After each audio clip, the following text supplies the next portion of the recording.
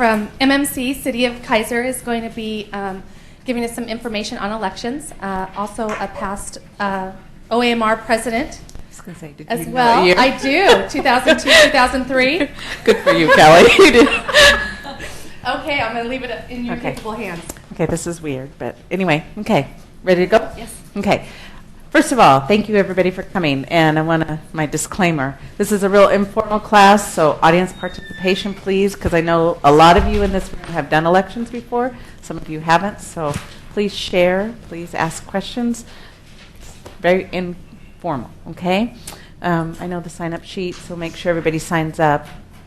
And let's see. Should we get going?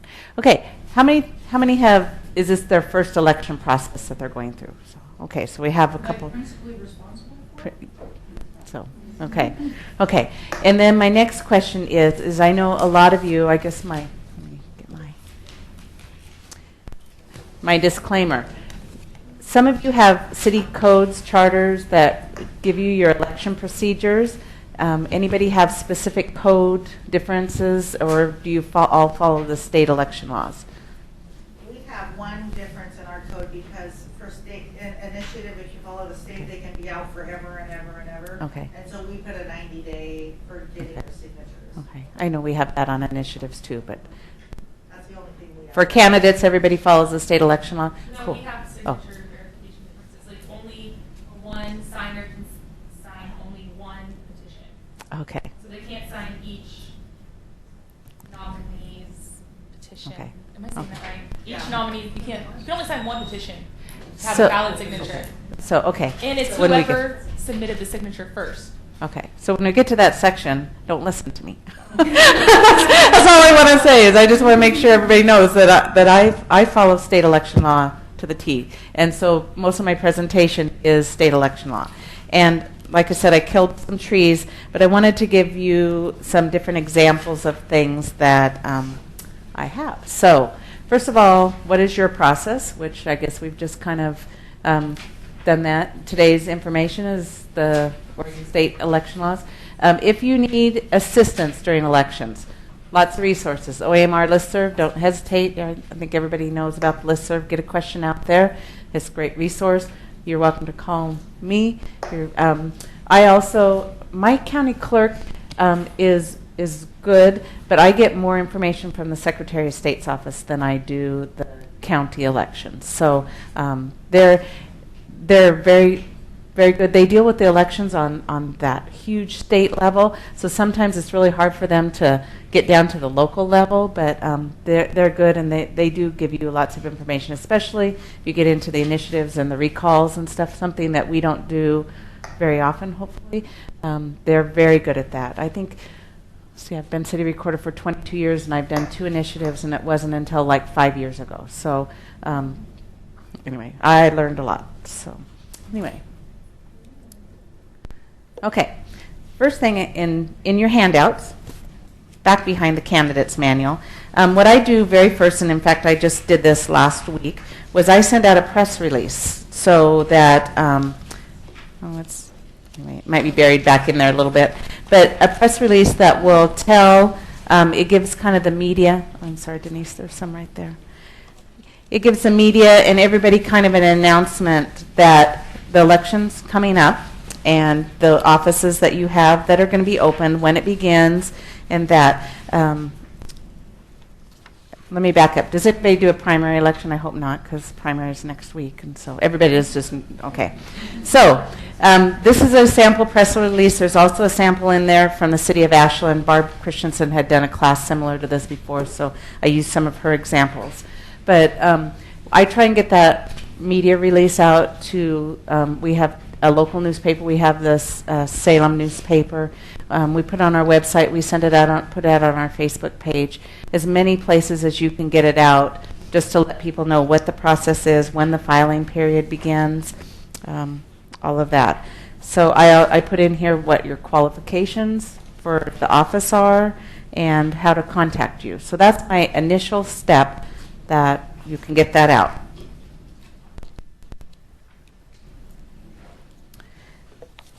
The next step I do is I assemble an election packet for candidates who are interested in running. and I just finished them up last night. So I brought you an example. In here is the information that I include in my election packets. I pass it around if you want to look.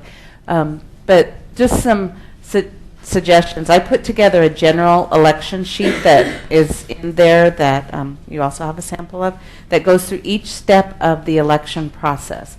So in mine, I have my general election information.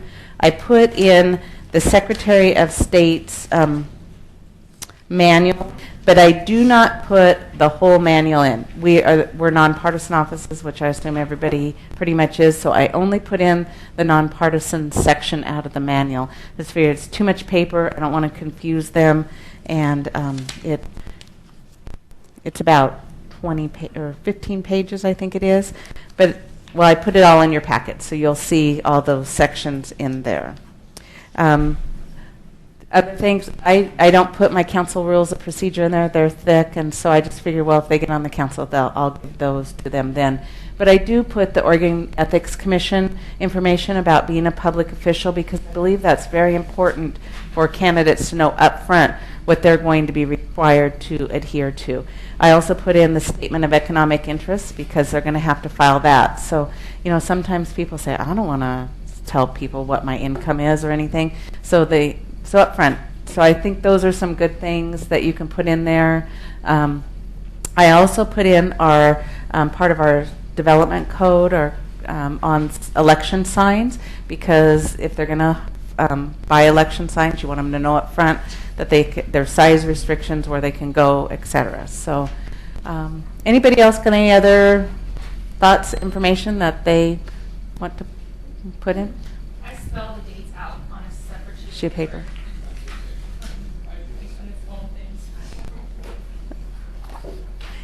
So that they don't screw it up. I just put the dates out there on their Just own paper. Put the dates out there. Yeah. Right. So June, the filing dates. The filing dates, like suggested dates, like everything. It's separate, just because I'm paranoid, I guess. Okay.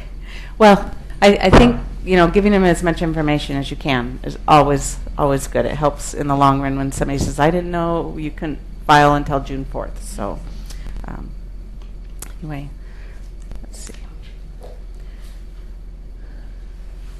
So this is one thing that I do, and it's not required. It's just more for my information, is I actually keep a sign-out sheet of when somebody comes in and wants a candidate package, and I just ask for their name and address. If they want to tell me, we have positions in Kaiser. They're just not they're not wards. They're just position numbers, and you have to file for a position number. So if they tell me what it is, I will. But a lot of times I just do that, so if there's something that comes up during the election, or if I need to contact them, I can send them out, here's a courtesy, information about something that came in the mail, or here's your voter's pamphlet form that's just came from the county, or something. But sometimes they don't want to tell me, which is fine. I just, here's an election packet. But it's more of a courtesy, so I can keep in contact with them. Or if we get close to the August 26th date and I haven't heard a word from them, I can at least contact them and say, are you still considering running? And if so, your deadline's coming up and you need to have all this completed. So it's not required, but I just do name, address, and email. And right. The next thing that I do, go ahead. Do you think your candidate packet available online? No, I do not.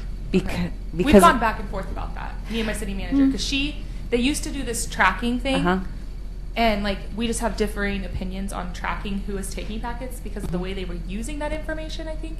So I don't know. I guess I'm curious how people put their packets on the website and don't track them. Well, we used to do. We're doing things a little bit differently this year, possibly. And in prior years, we put all the information on our elections page on our website and refer people to there. And then we also do a very similar packet to what Tracy just passed around, and then hand those out. And then we also attached a tracking sheet to that as well. So we had some information, who picked it up, what position they might be applying for, and email address and stuff like that. This year, we haven't created packets yet. Our primary focus is going to be to refer them to our elections page, and then if they want a hard copy packet, I can then create a packet for them on the spot and give that to them. So just trying to be a little bit maybe more sustainable, and then always, you know, we welcome them into the office of the city recorder, and Nancy will do a sit down with them and go over any questions they might have about running and the process and things like that. So that's kind of what we do. Yeah, I usually put the general information sheet that is in your packet. I put that on our web page, or under the city recorder's web page. But that's about all that I put under there, just because they have to file the forms, and there's real confusion about. This is what I always find is they'll get that packet and they'll take that form, the signature form, and they'll go start getting signatures before they've actually filed and you've authorized them to do that. So I guess I try and really reiterate that. And if the forms were on, I mean, they could get the forms if they really tried through the Secretary of State, but if you can control that, it just helps that they didn't go.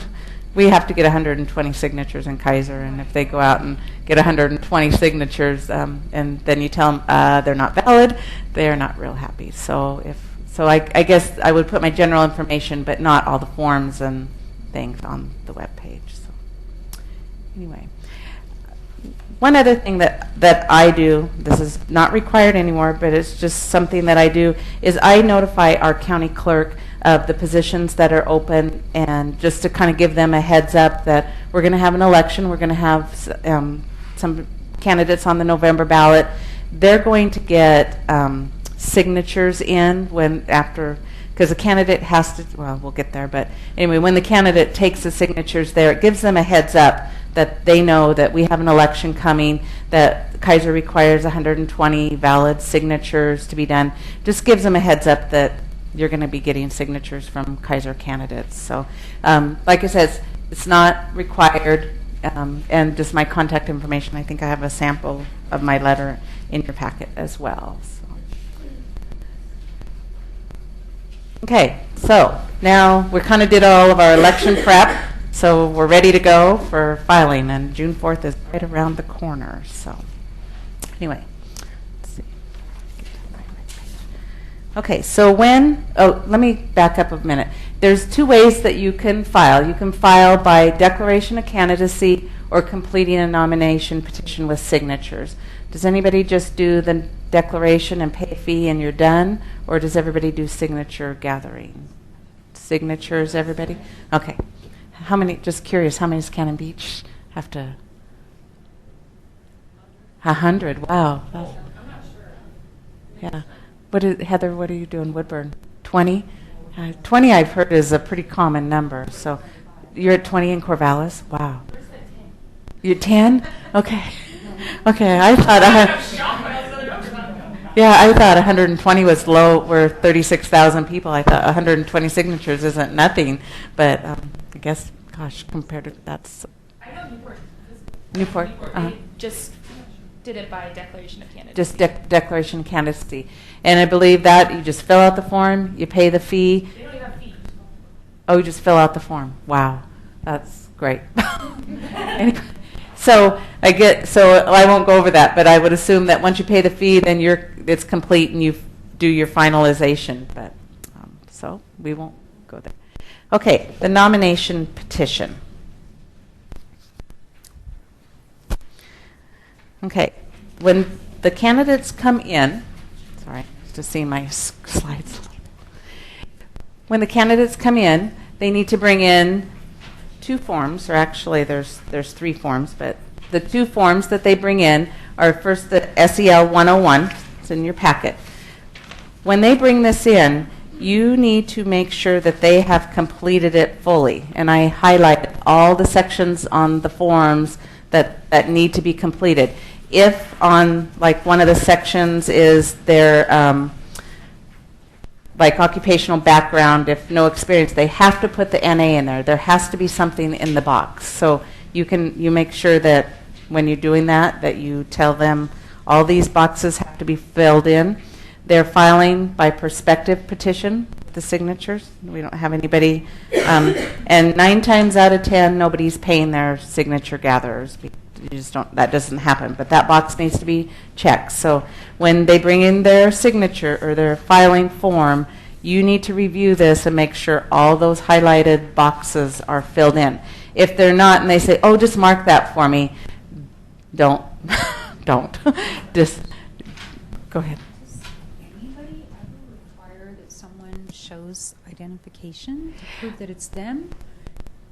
Or can some, my understanding is the person who's submitting the paperwork has to be the person to deliver it.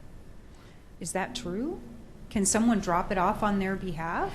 How do you know that it's really the their person? person? That's a Maybe really good it doesn't question. matter, but Because they're attesting to that by filling out these forms. They're attesting Yeah, to but it. if they've already filled out the forms and like somebody's, wife is going to drop off the packet, yeah, maybe he's in Um, town and she's going to drop it off. Or I Because guess, it says Does it right matter? here, I would assume it'd have to be the person because it says, all information provided by me on this form is true to the best of my knowledge.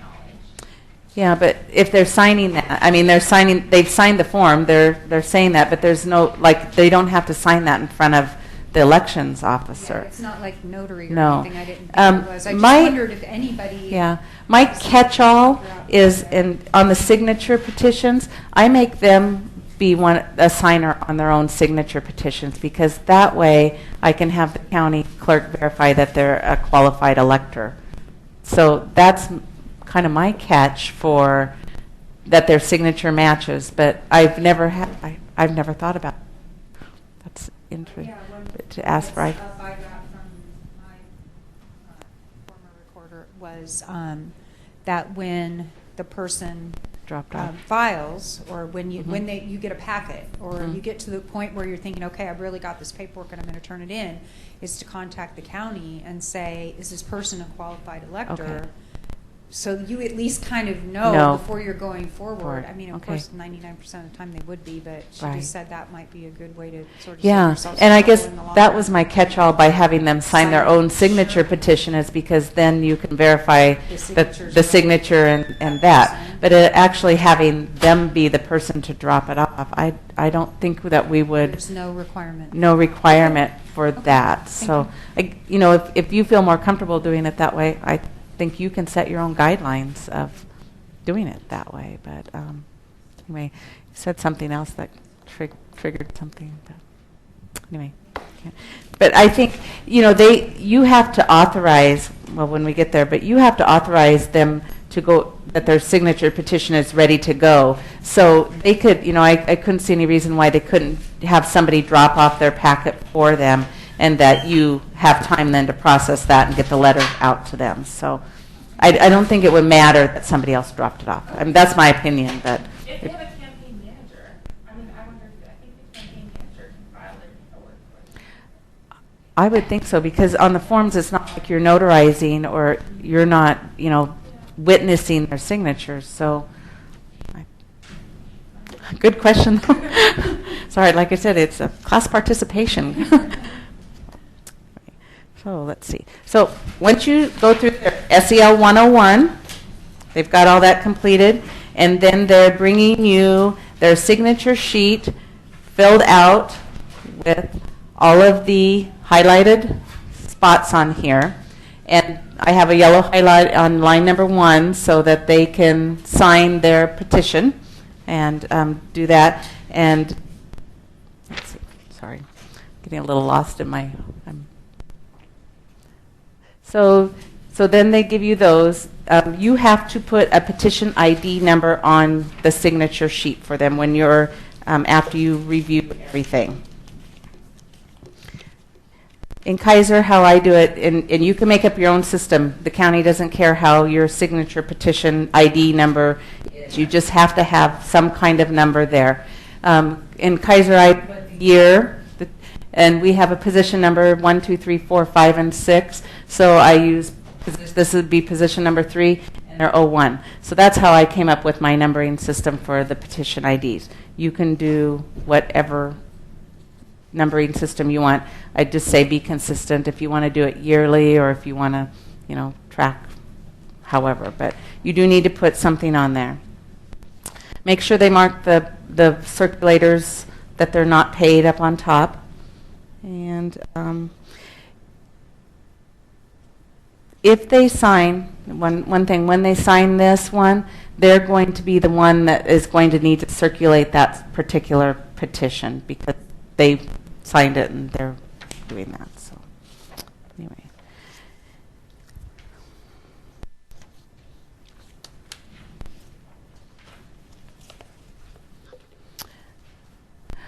When I do my letter, and there's a copy of my letter in here after, because you have to provide authorization for them to proceed with signatures in writing. It has to. So you have to do that. It has to be in writing. That's Yes. my biggest question, because I couldn't find our. Yeah. we It had to, says. I don't know if we had to or not. Yes. Okay. In the elections manual, after receiving forms, the election official reviews for required information, all your highlighted areas, and if complete, will provide written approval to circulate prospective petition. So, and your petition needs to include the number of signatures required, and the filing deadline. So, in your packets, there's a letter, and it's addressed to Eamon Bishop. And so, in my letter, it has all of the required components of the election law is in there. So, and then I also tell them one thing that has changed in the past. You had the choice of either having them bring the petitions back into you and you take them to your county clerk for verification, or you could have them do it. Now they've cleared that up. They have to take them to the elections office, to the county elections official. You don't run them over there and you don't pick them up and bring them back. That used to be an option, but it's no longer an option. So the candidate is required to submit them to the county elections officer for signature verification. And that kind of comes into play with my initial letter that I sent to the county for when they're gathering that. So the county had that heads up that there's people out there getting signatures, and some candidate from Kaiser is going to show up at their door with their petitions. And so they know at that point then how many signatures they need to check. So. Do you do this on the spot for them, Tracy? But when you drop them off, that gives it's nice because then you can do that. You could have them come back, but a lot of times, a lot of our candidates are people that have served on our boards and commissions or have been pretty involved, and so a lot of them I know. So I guess I wouldn't ask them for identification because they're been around. I mean, we have a planning commission or parks board person that have picked up packets already, so I know who they are. So I can do it on the spot. A lot of times they're sitting in my office, and I'll say, give me 15 minutes to review all of your things. But if it doesn't work for you, there's no reason you can't say, I can't do this right now. If you want to come back tomorrow morning and pick up your letter and everything, that's great. So whatever works best for you. But I do have a lot of them sitting right across from my desk, sitting there waiting, which is kind of nerve-wracking. But Well, I put yeah. in our packet, because they didn't used to do this stuff, they had to schedule an appointment Oh. to come in to file their paperwork. Okay. So, I mean, You could. you just have this as like I a d- plug and shove kind of situation. Yeah, I just whatever. I'm not real strict about that. If I'm not there, I don't let Debbie Lockhart is the deputy city recorder. I don't let Debbie do that. I just tell them that I'll review all their documents and I'll get the letter out to them. If they're in a hurry to get going, if they're getting close, I'll say I'll give you a call tomorrow morning. You can come in and pick it up and then be on your way. One other thing with my letter, I fill in at that point. You're filling in your petition number, and this is one other little way that you can track that they did not get signatures prior to you approving their petition, because this way I make them 15 courtesy copies. Everybody gets the same amount, 15 copies of their petition, so they can go out there. The copies all have my number on there, so if when they bring in their petitions and it doesn't have the number up there, they probably went out ahead of time and got their signatures. So it's a little kind of safety valve that you can use. So I make them 15 copies of the signature. And for those of you who only have 20 signatures, you wouldn't have to make 15 copies. You could probably make less than that. But you could date. You could so date. they couldn't easily duplicate that on a Right. signature Right. sheet. You could, something that, and I usually handwrite it in so I can tell my writing. yeah, handwriting, But whatever you want, but it's a good safety valve for you to know that they didn't go out and gather signatures prior to you authorizing their signature petition. You keep the original. So Yes, you keep the original in there with their forms. They only get copies. So keep that in your file. Your original is in your file, so you can. And then at that time, if they're in my office when they're getting that, that's when they would sign the first approved petition sheet. And again, when they pick up their stuff, remind them of the deadlines. And one thing I reiterate so much, the August 26th deadline, everything has to be completed by August 26th. You can't be running to the county clerk's office on August 26th to get signatures verified. So really reiterate your, I would say August 15th.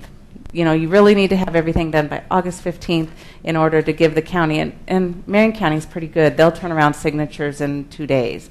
But, by law, they could have, I think, up to 10 days to turn them around. So just make sure you don't get the county clerk right under the gun to do that. So. Let's see.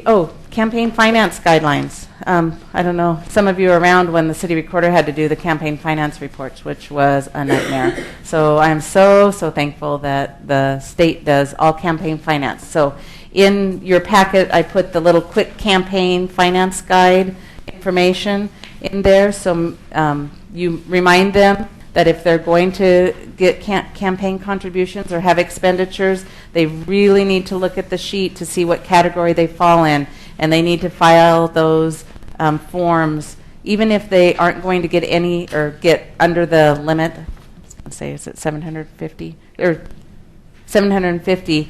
They have to file it's a PC7, it's a limited contributions. They still have to file that with the Secretary of State's office. So they have to do something with campaign finance, depending on what their level of expend, or what they get in and expend. So remind them to take a look at that. If they have any questions, you can give them the Secretary of State's office number. I tried my best to stay out of campaign finance. I don't want to advise them wrong. But that was a great move to get that away from the cities. So you're reminding them of campaign finance. The signatures go to the county. The letters sign their own petition. So they're good to go. So now they're out on their way.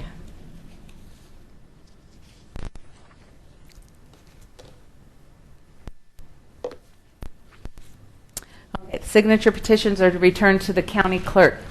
The county clerk, I want to make sure I get this right because this has changed a little bit. The county clerk only verifies the signatures and tabulates the number of signatures.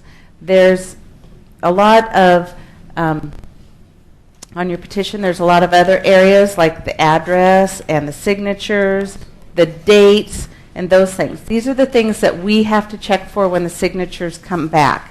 One of probably the most important thing that we're checking for is that the date that is signed here, when the signer signs, that it is not after the circulator has verified it. The county does not check that. Those are election officer responsibilities to check that. So you want to make sure when the signature petitions come back in from the county, that the candidates brought them back into you, you need to review them one more time, and that is one of the biggest areas that we need to watch for, because it used to be that it would void the whole page. It just voids that signature. So just make sure your circulator signature is on there. That's one. And that the date that the circulator signed that is after all the signatures dates on the form. So that is something the county clerk does not check. In your elections manual on pages 24 and 25, it goes through all the different petition guidelines and requirements. Some people have asked about electronic signature forms, and I know the Secretary of State's office will do those for you, but I have never heard anybody using that at the local level. So, but they need to be on by 11 white paper. It's the same. It's the same. I mean, they look different, but it's the same. It's the same. Standard. They're just creating the template for you. You'll get one for each signature, but all the information is the same. and you Okay. verify So it. I would encourage them to use your Yes. forms out of the manuals. So. Yeah.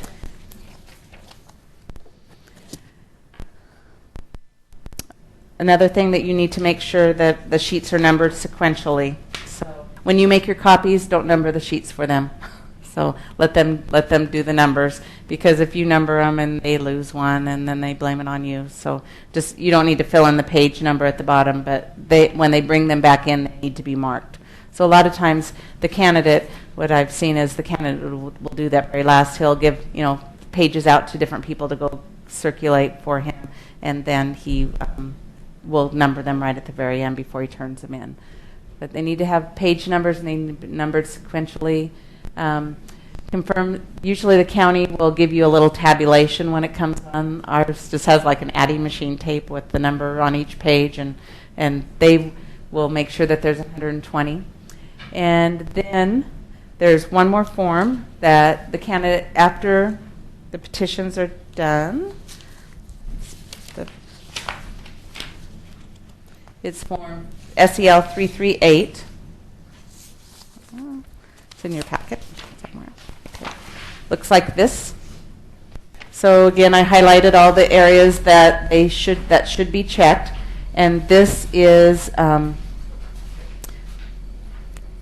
new form this year. So anyway, I think this is just the last completed part of it, and that all of it must be done by 5 o'clock. Or somebody asked me if City Hall closes at 4 o'clock. It's the end of business on the 26th of August. So if you get to close early, like Estacada is 4 o'clock? It's 4 o'clock. It's not 5 o'clock. So it's the end. They have to submit this. So if they don't get enough signatures, they have to submit this each time. I learned that with the initiative. They have to submit this each time. Each time. Now, if just for an initiative, if on a candidate, so if your candidate took signatures out to the county and they were 15 short because they had several non-registered voters sign their petition and they're 15 short, if there's still time left before the deadline, they can go back out and get more and then take more to the county. They don't need to bring. They don't take them to the county. We take them to the county. You can't take them to the county anymore. That's changed this year. So I took all of our signatures out to the Okay. county for the initiative, and they gave us the results, and then they had to go back. Okay. And each time they have to submit, even on this one, it says it at the top, the form must be completed and filed and submitted Okay. with each submittal of signatures. Okay. So That was one of the new changes in the law this year, is that the candidate is required to take them to the county. I don't know if that's the same on initiative.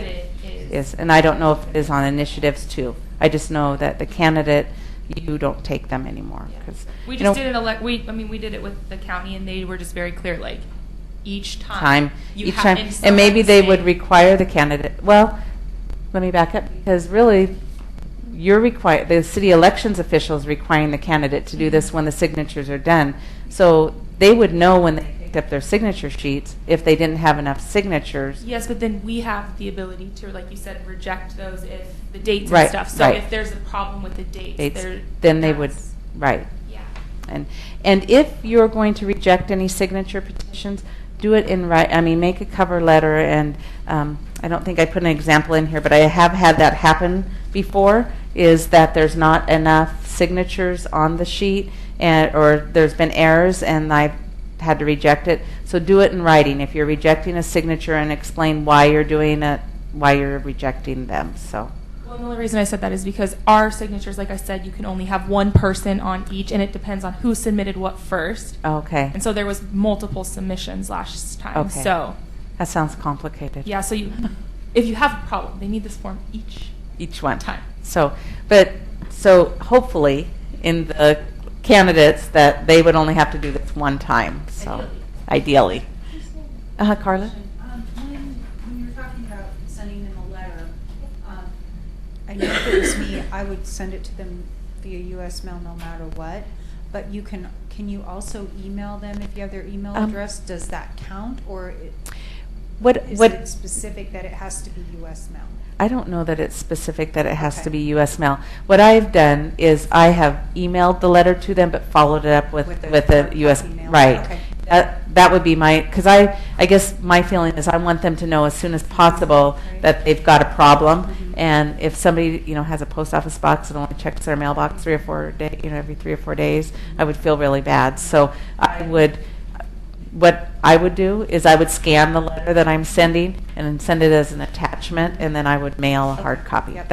I just would do that. I'd just rather be I just safe wondered than. if there was any legal. I don't think that there's any legal. I think the legal cover yourself is put it in writing instead of Yeah, just telling no them. matter what, whichever form you choose, right? Whichever way you do, just cover yourself. The more you can put in writing, I think that's the safe way for us to stay out of trouble. So anyway, so once they've got all their signatures, they're completed, they've got all their forms, they're pretty much ready to go. And so then you have to tell them in writing that they're accepted. And I have a letter in my packet to Lori Christopher. It just says, congratulations, you've completed all the steps to place your name on the ballot. And anyway, and then I tell them a little bit remind them about the voters pamphlet. I know some counties don't do local voters pamphlets. I don't know does Clackamas still do? They just do. And there's some counties that it seems maybe it's over 50,000 people that they won't do. Anyway, there's something in the back of my brain that some counties are different. But I know Marion County does a voters pamphlet. It's not required to put it in there, but in here I remind them that if they want to do that and what the copy, and remind them again about their signs. We're pretty strict in Kaiser about election signs, so I don't want the code enforcement to be picking up all their election signs.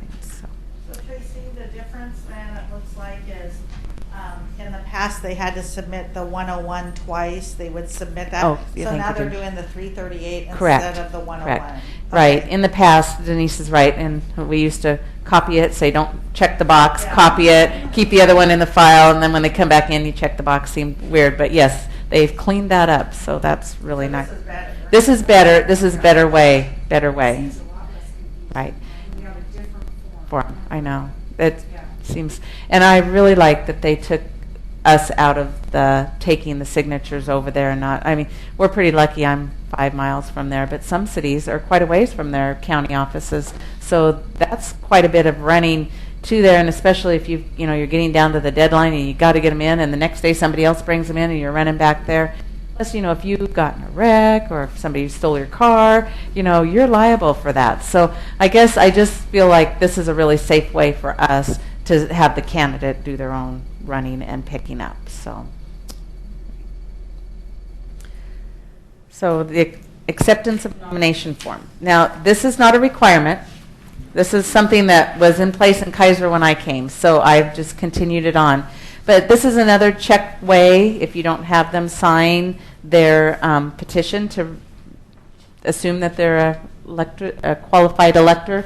This is a nomination form that is just they're accepting the nomination, that their name's going to be on the ballot, and that they're certifying, and this is notarized, that they're qualified to run for that position. So This is in our charter. So Oh, we it's have in your this- charter. And this is why I brought up the thing about the campaign manager, because our city's big enough that some of them Mhm. have campaign managers, submitting the paperwork, because they may not know that they've been nominated Mhm. until Yeah.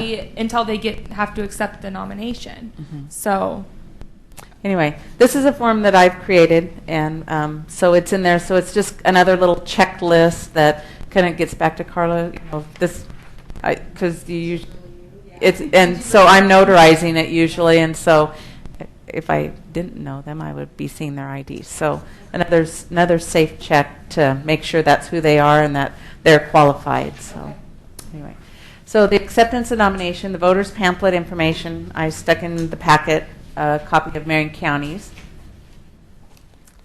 At this point, once they become a candidate, we do electronic council packets, and so I start sending them the council packets. That's just a courtesy. I figured they're a candidate. They need to start getting up on that. So I include them in council agenda materials.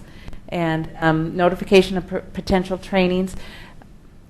We don't necessarily budget or allow them, so usually League of Oregon Cities conference is right there. If they're not on the council yet, we don't pay for them to go to the League of Oregon Cities. We haven't done that, but if they want to do that, I know the league, the OL league, the training program part of the league, they have some classes. So if you have any classes that you want to notify them of, that they can go for trainings, or if they want to come in, we also offer, if somebody wants to come in and visit with the Public Works Department or something, I'll try and set up an appointment for them to sit down and anyway, help them whatever you can to get knowledgeable about the city. Is the league typically the only stuff that does training, that kind of training? For counselors? I don't know. Some council of governments, depending on, we have a Mid-Willamette Valley Council of Governments in Salem. I know there's one in Lane County, but they might do some training. Oh, go ahead, Carla. That's okay. No. So I stumbled upon a publication that was a little bit old from the league that is for council candidates, Yes. like mayor and council candidates. Mhm. And I contacted them and said, do you have a more current version of this, because it looked pretty interesting. And I got a copy of the current version, and I just wondered if anyone else has ever used that, if it's helpful to include in your packet. You It's could, just and I general think I know information, or what one it. does anyone? So Yeah, something like that, it's yeah.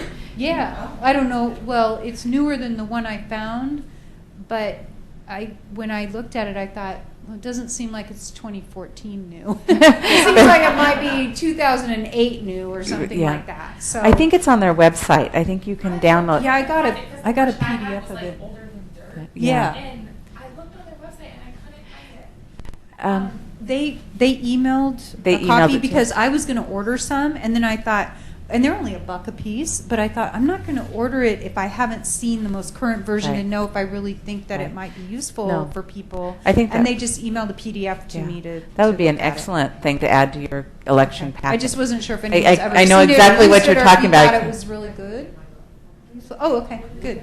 Good to know. Yeah, the one I had looked like it was from the 70s. Right. It- It was like the coloring on it.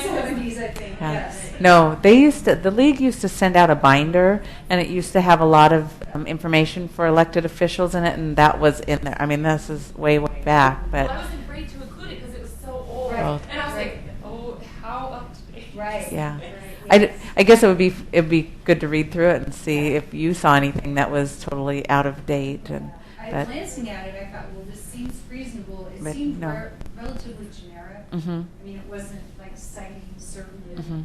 things. Mhm. But like I said, when I got it, I thought, well, this doesn't seem that new. Yeah. Not like No. we just updated every No. year or something like that. So I don't know how often they update. Yeah. I can check. I think something like that would be a great resource to add to your election packet, if or after after they become a candidate, send them. So, I guess I'm a true believer that people really need to understand what they're getting themselves into. It's not that person that comes in, oh, there's 2 council meetings a month, I can do that. No way. I had a counselor a couple years ago that actually tracked his hours, and he averaged 20 hours a week, either going as a liaison to a board or commission, or, getting ready or researching, or he just, it just blew me away. So I guess that I'm just really, and I also encourage somebody that's coming in and say, have you thought about contacting some of our past counselors, just to talk about them, what's really involved with the job.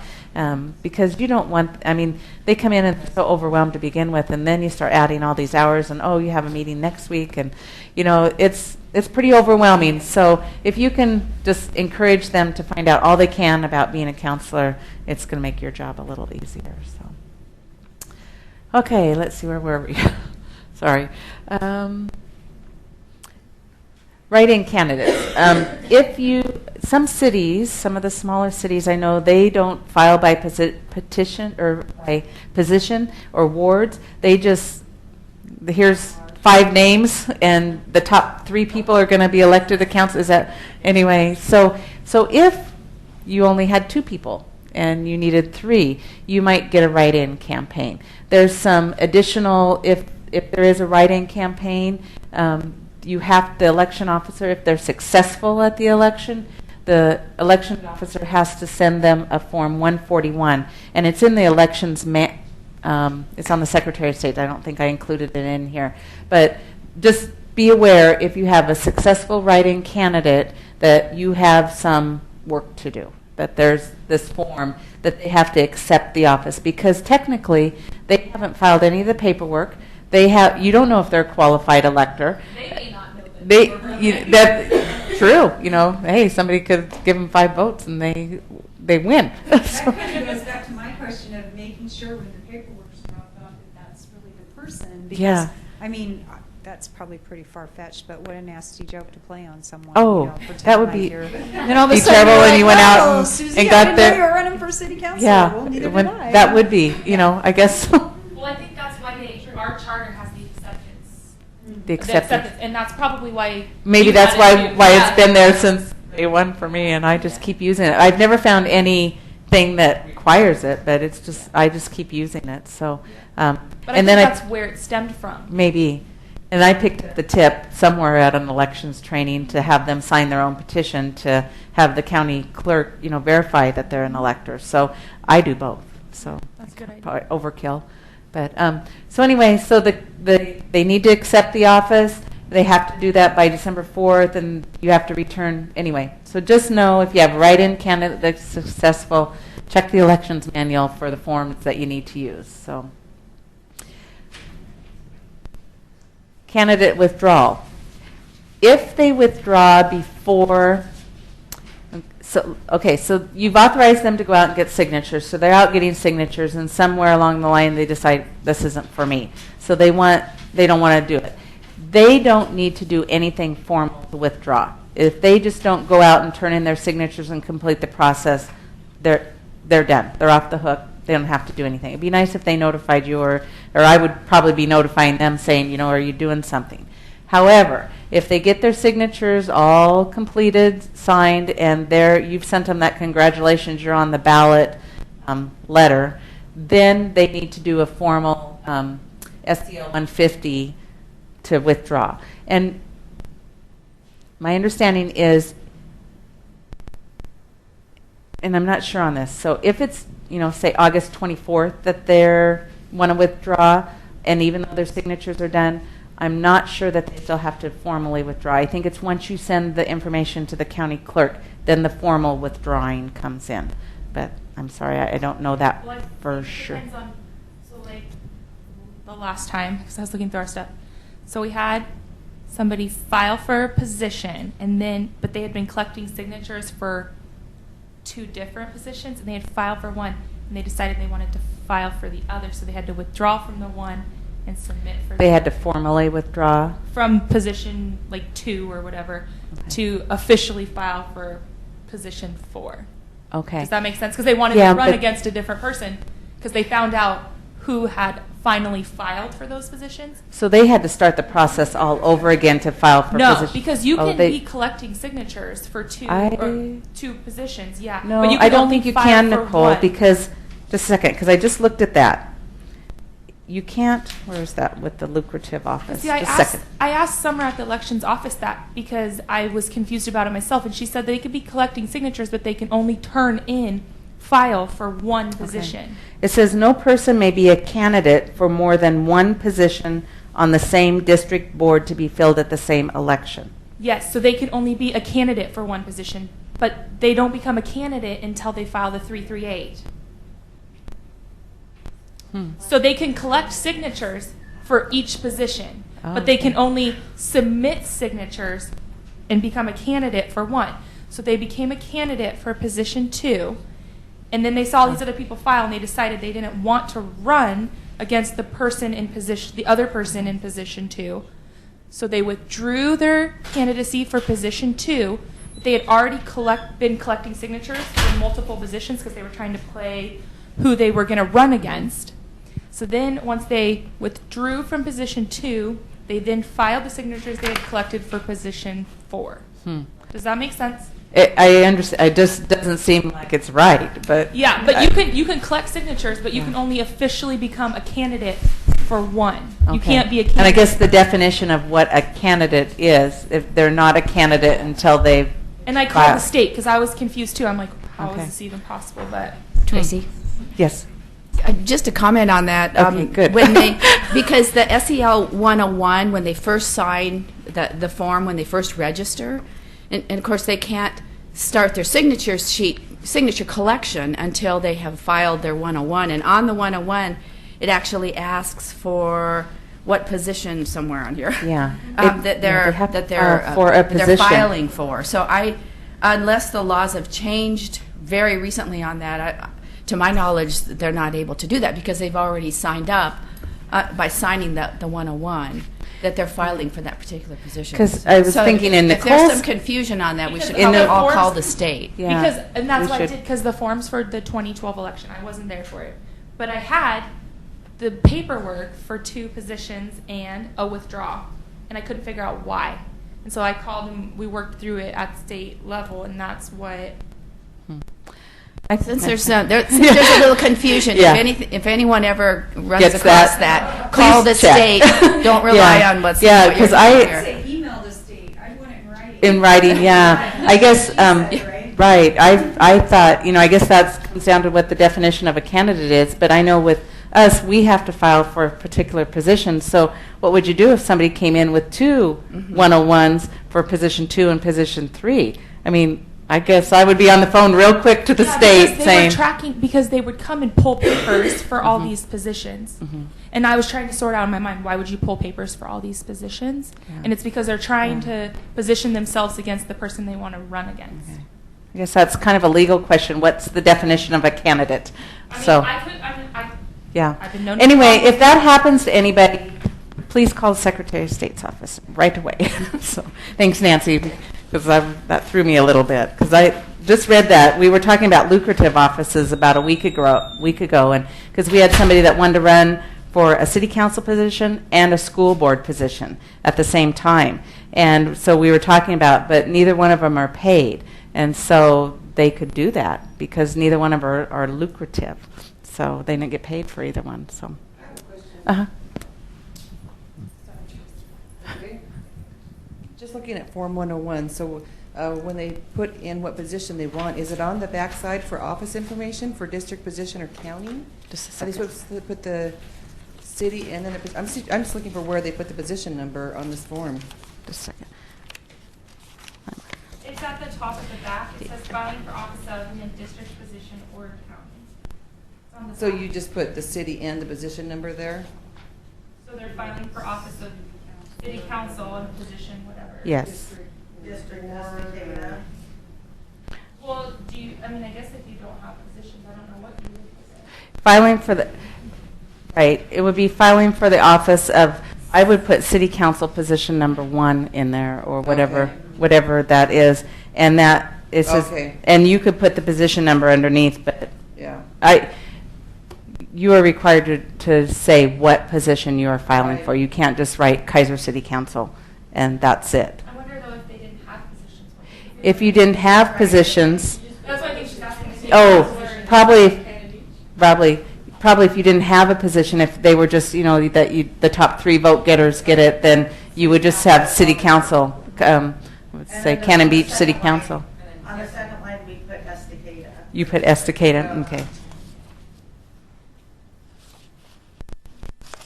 Good question, Teresa, thank you. Sorry.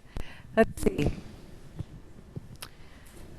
Oh, and if they didn't file the form, their name's going to be on the ballot. So then, if they get elected, then I think, I don't know what the process, if they would have to resign formally. So that's kind of completes the filing process. So all this is done by the 26th. So now what? So now you get to the election. So you prepare, the county election or city elections official prepares a letter or ballot to the county clerk. And I know our Marion County clerk sends out what all they want on their letter. And I have a sample of what I do. in here. So mine's to Jan Coleman, and it points out you need to point out certain things, that you need to point out the all the city offices that will be elected. So according to my example, we have the mayor and then 3 different council positions. The length of each office, the list of candidates for each position, and the names, how they should appear on the ballot. The name is what they put on at 101. It asks them, one of the boxes is name as you wish it to appear on the ballot. So make sure that you use exactly what they put in that box. And then a copy, and then you have to send a copy of each of the candidates' 120 form to the county. So you have, usually if the filing deadline's on the 26th, you have about a week after the 26th to get that information to the county clerk. So What's the 120? Just a second.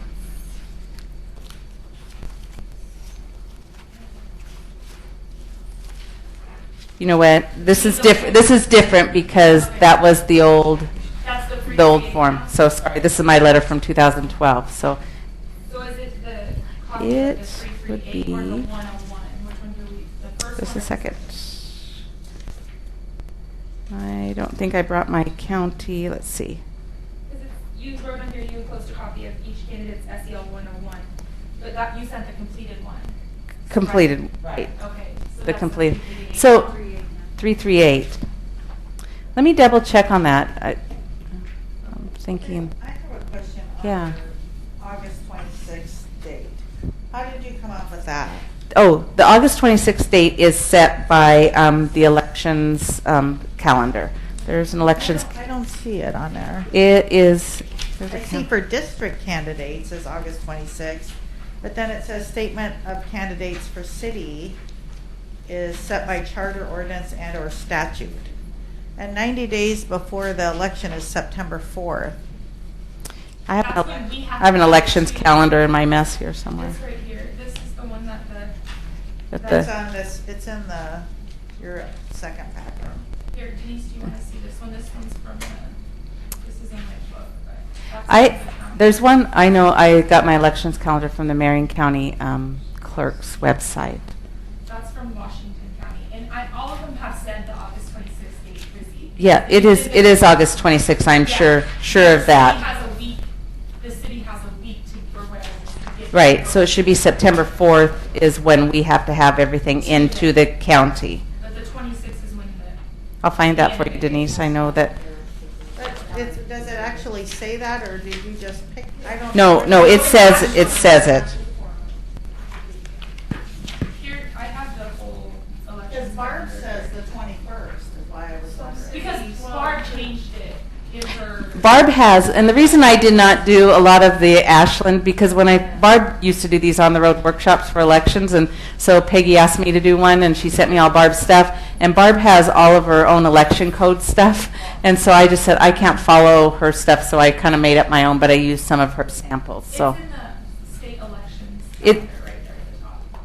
It is, in my blue folder.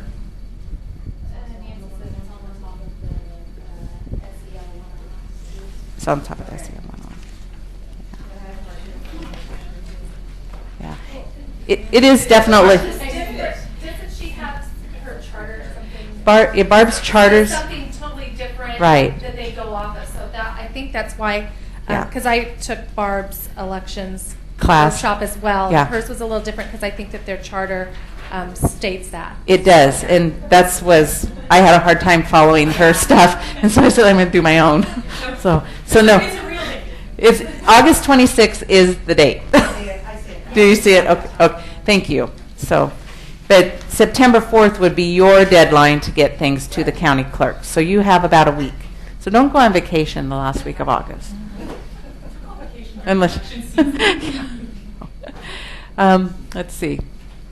So copies of all of those documents to the county clerk with that. So your election is set now. So You don't want to send them the copies of the signature sheets, just the completed. just the completed, petitions. right. So you keep the signature sheets.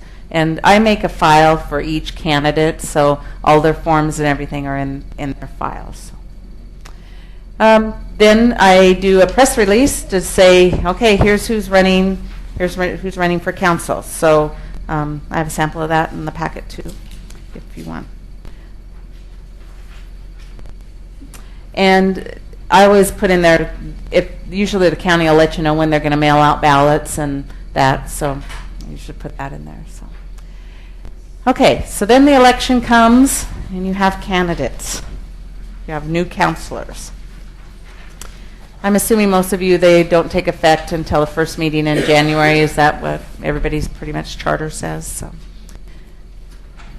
So there was some confusion about this in the past, and I think we've got it straightened out now that you have to do a certificate of election to each candidate. Now, the format to do a certificate of election can vary in different ways. I have an Ashland and a Kaiser example in here.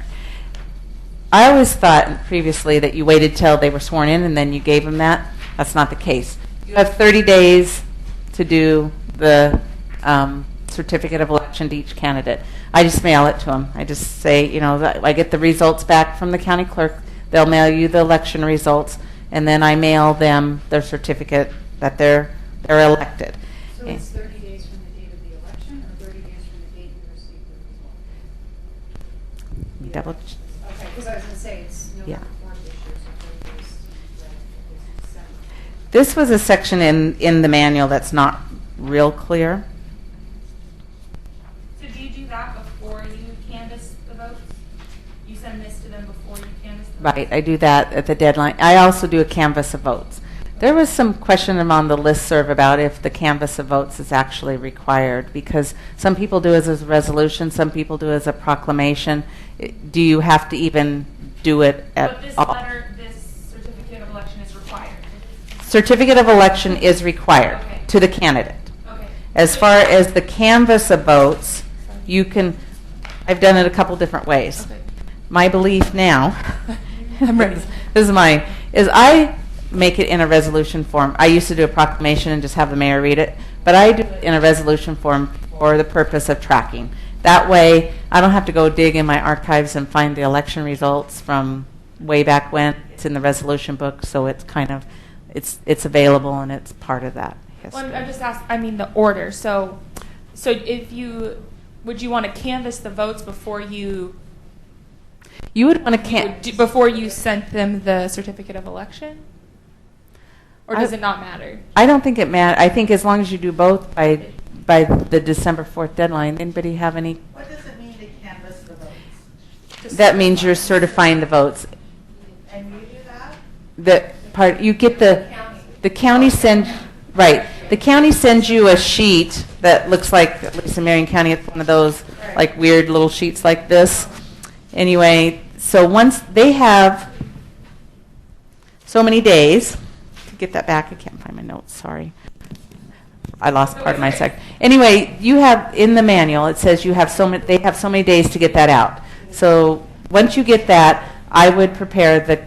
However, you're going to do that. If you're going to do a resolution or a proclamation or nothing at all, you for the canvass of votes and the certificate election all at the same time. I would mail the certificate. I wouldn't. If you're asking, would I wait till the resolution passed at the council meeting before I sent it out? No, because the official, right? The official is the Marion County's or the county votes. So I wouldn't wait to have the council adopt that resolution before I sent it out. Because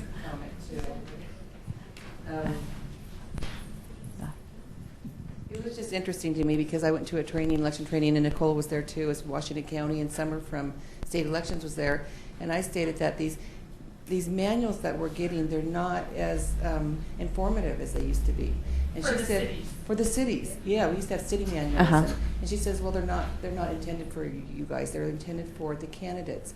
And so there's really nothing for election officials. They're pointing this for the public.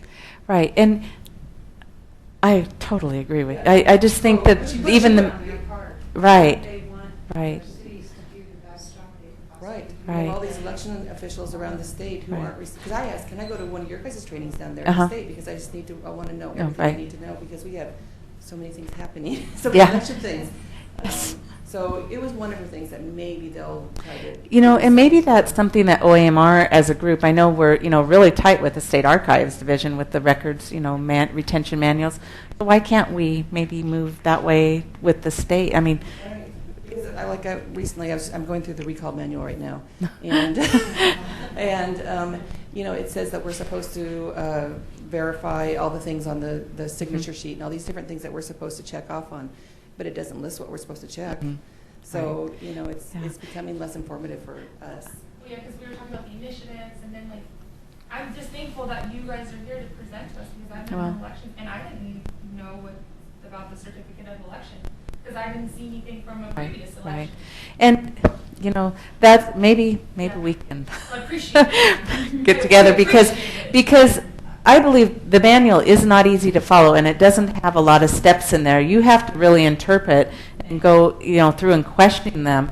And I know that they deal with elections on this whole state governors and big elections, but we still have to deal with our little elections, and so And they put all those stupid symbols, and you don't know what the symbols mean. You have to flip back to the front and figure out what this exclamation or the magnifying glass means, and it's just so maybe we can do something at OAMR to maybe try and because I found a couple little typos or mistakes in the manual too, and I'd love to tell them. And I think they've cut the manual down. Well, Summer, who was there, she said that she writes the manuals, and she changed the manuals. And so if you find issues with the manuals, you're supposed to email her, and she'll fix it on the spot, and then she'll republish the manual. Okay. Isn't that what she said? That's what she said. She you wrote said it what? herself. The canvas of votes is just for us, for your record, right? And that's why I said I put mine in a resolution form now, so that's easier to track. So. Well, we asked her to put the dang forms in the back in order, because they weren't in order. It was here's 121, here's 400, here's 200. On the website, they're backwards. Yeah. So, anyway, maybe I will try and carry that message to Norm, to the president. Someone. Elections that I'm guessing this doesn't exist, but as a new person for it, and I know that if you have a charter that has something different, but my God, does anybody have an elections calendar calculator where you could stick in the election date and then it would tell you backwards, these are the steps, so this is where you've got to start? I just think something like that would be so helpful to double check yourself, because I know for us, it's X days before X, and I've got this calendar and I'm counting days backwards, and it just seemed completely 1800s kind of approach. And I know. I just don't know if anybody else has anything. The Secretary of State has a calendar on their website, but it's so detailed, and so I don't think that's it's useful. Be way too much for. Yeah, I'm thinking about you plug in your information and it calculates for you, but I must just be dreaming. Calculators I do, you add, subtract days, Yeah. Okay. Our county, Washington County, made this calendar that was more specific to us.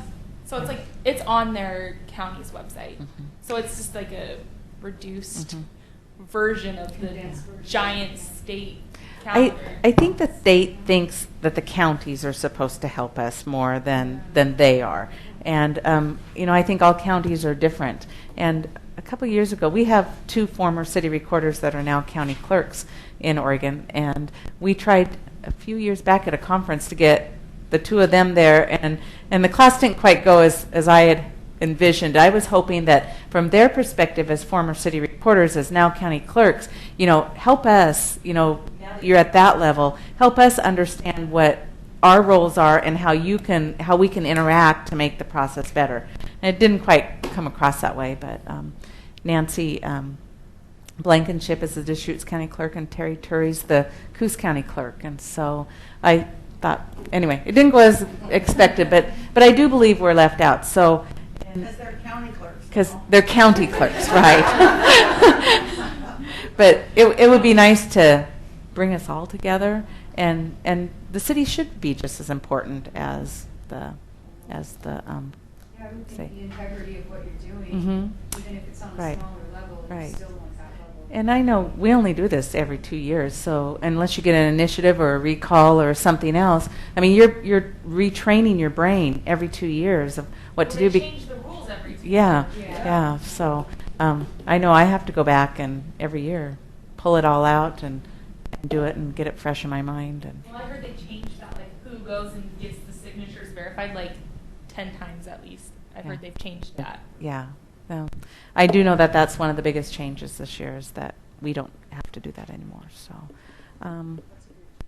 I agree. I think it is a good change. And I know a lot of city recorders had chose not to do that before, that they just made their own decision that they weren't going to be liable for that, but there was nothing that ever said you're not going to do it. So now there is. So anyway, I have an oath of office sample form in here. So anyway, I just buried you with paper. So questions? Horror stories? Help? Not yet. So be ready, June 4th around the corner. If any of these documents in here that you have and you want them in Word version, if you want to plagiarize them, I'm free. Just email me and I will send them to you if you want whatever. So, and I've been doing it a long time, but I'm not an expert. So if you have a question, call me, but I'm going to be the first one to say, I don't know, just like that. So we should follow up.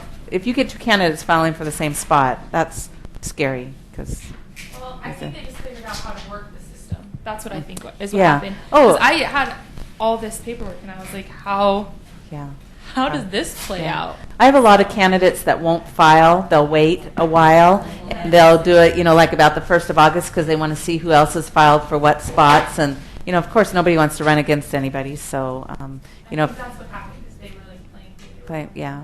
So, anyway, but thank you, everybody. I appreciate it. An hour early, but anyway, it's Friday afternoon. Why not? So, have safe travels home, and thank you. Yeah, I know. And thank you, Kelly and Nancy, for hosting us. This is a great spot. You're welcome.